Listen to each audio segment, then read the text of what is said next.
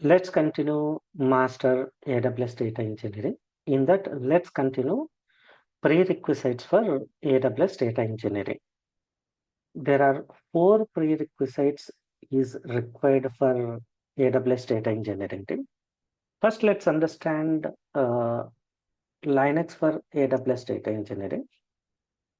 So I said we create a cluster for data engineering and we deploy our applications into cluster environment.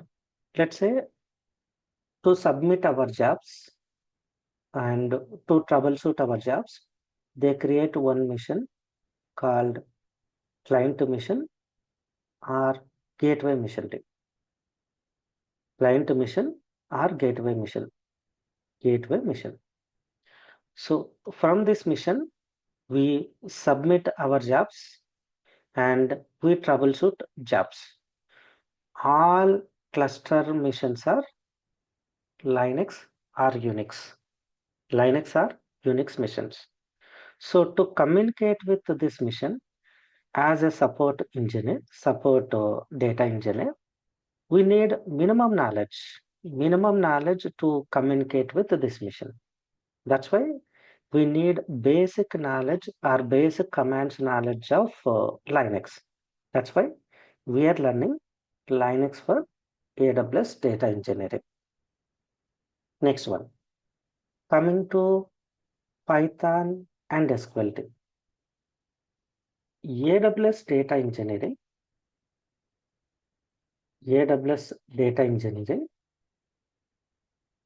we can implement in 2 ways.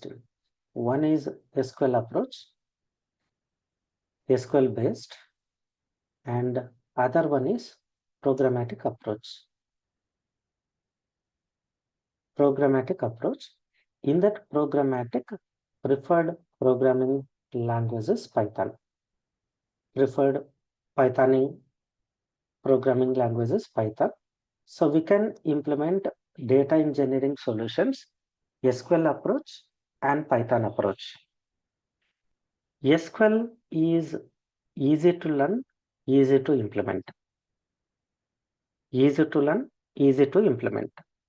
But problem is SQL is not solution for all problems. Assume we can achieve 80% of solution for problem A. Assume there is a problem A. For this problem, we are providing SQL solution. 80% problem we are achieving using SQL, but remaining we are not able to achieve using SQL. Then we take the help of programmatic approach. We provide that solution, 20% solution, and this result again we convert into SQL. This results again we convert into SQL. Then again we continue SQL. So programming language can provide solution for any universal problem. It may be Java, it may be Python, it may be .NET. Programming language can provide solution for any kind of problems. SQL is easy to learn, easy to implement, but SQL not provide solution for all problems. So wherever solution we are not achieving, we will take the help of programming. We will continue and we will write both SQL and programmatic approach. That's why we need minimum knowledge of SQL, minimum knowledge of Python. So here in our course, we are covering Linux for AWS data engineering.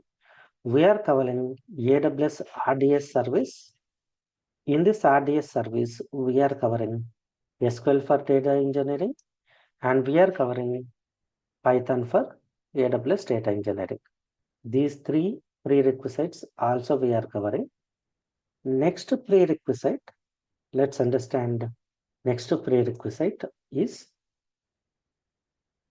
PySpark for AWS Data Engineering. What is PySpark and why PySpark? Let's assume we have 1 GB data, 1 GB data. This 1 GB data, I want to filter based on city column. Based on city column. I may go SQL, I may go Python approach for filtering data on this 1 GB. Let's say this is increased to 10 GB. 10 GB. I can go with SQL or Python to perform filter operation on this data. Then data increased to 1 TB. 1 TB. Data increased to 1 petabyte. 1 petabyte. If you go these technologies, 1 GB it is super fast, 10 GB it is little slow, 1 TB it is very very slow, 1 petabyte it will dead slow. It will take hours of time to process these kind of huge volumes of data. If we use PySpark, PySpark is a distributed parallel processing machine, parallel processing technology, distributed parallel processing, massive parallel processing technology. It will divide your data into multiple partitions and multiple machines involved to process your data. Data size may be any size. Data size may be any size. PySpark can process distributed and parallel processing manner so that you will get response very faster. Example, one banking project, they have implemented processing using Python and that application taking 2 hours duration, 2 hours duration.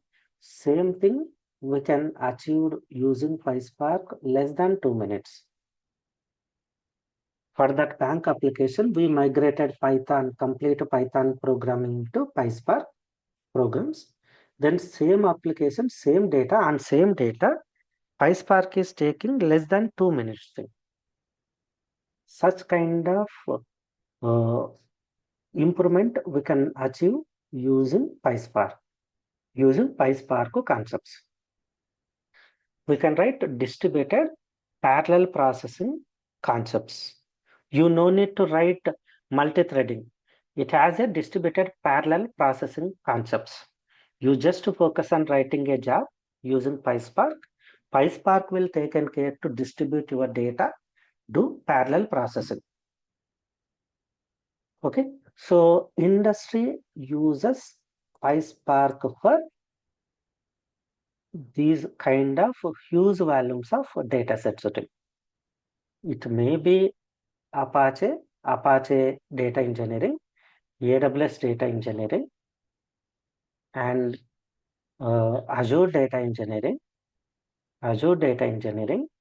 It may be GCP Data Engineering. Industry uses PySpark only. PySpark only. PySpark is from Apache.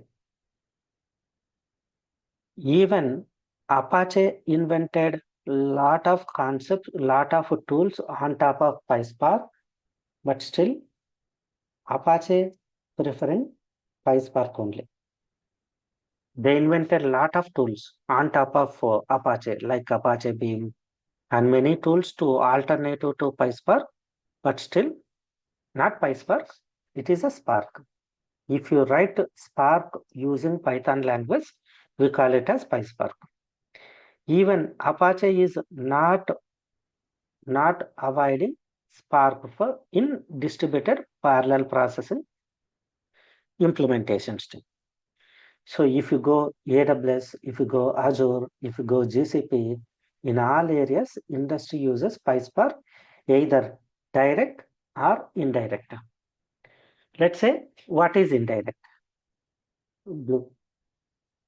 Glue is a tool for distributed parallel processing purpose. Glue provides drag and drop feature. Nice, nice graphical user interface. You can drag a source.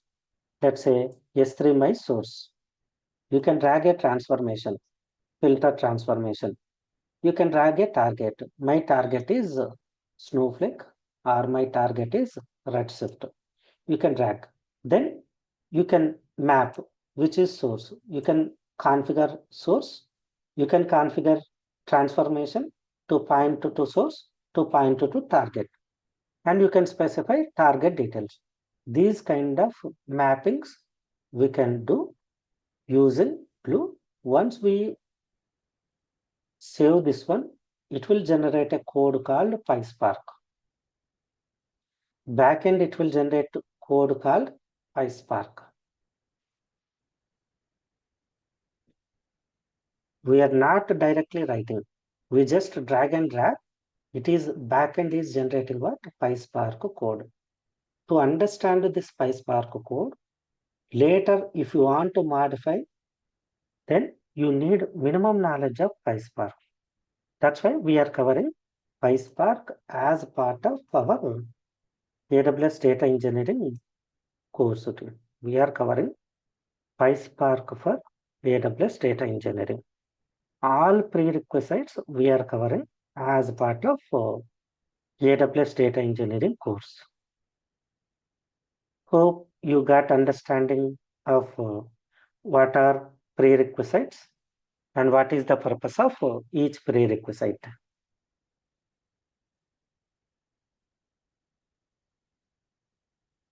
Yeah.